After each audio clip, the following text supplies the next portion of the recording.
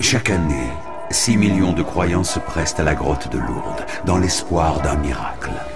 En 150 ans, le Vatican a attesté de 68 guérisons miraculeuses. Pouvons-nous observer ce phénomène rationnellement? Y a-t-il vraiment des miracles? Tout d'abord, si l'on place toutes les guérisons reconnues par l'Église sur un graphique à taux de pèlerins constant, on se rend compte que le nombre de miracles diminue avec les progrès de la science. Il y a donc fort à parier que beaucoup de guérisons anciennes pourraient aujourd'hui s'expliquer simplement. On peut comparer ce phénomène à celui de la psychokinèse.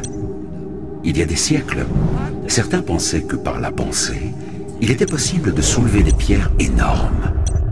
Puis on l'a cru seulement pour des charges moins lourdes, puis de moins en moins lourdes au fur et à mesure que nos connaissances scientifiques avançaient.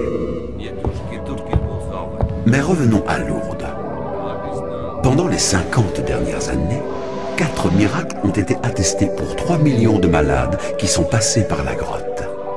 Si on exclut les personnes atteintes de cancer, cela donne 4 miracles pour 1 million de visiteurs malades, soit 1 pour 250 000.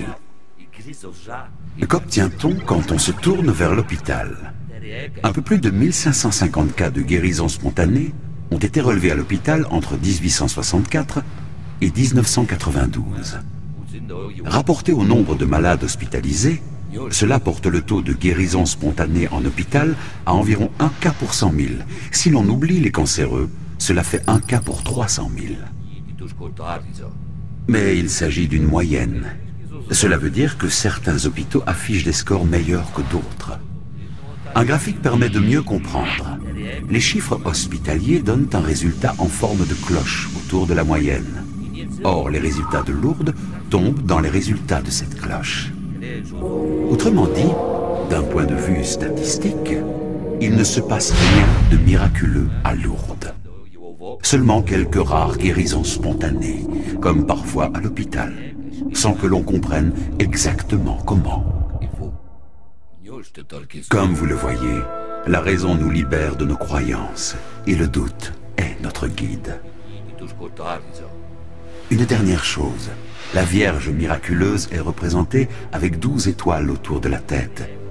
Et c'est ce qui inspira le drapeau européen. Le saviez-vous? Mon nom est Lazarus, et je vous souhaite bien le bonjour.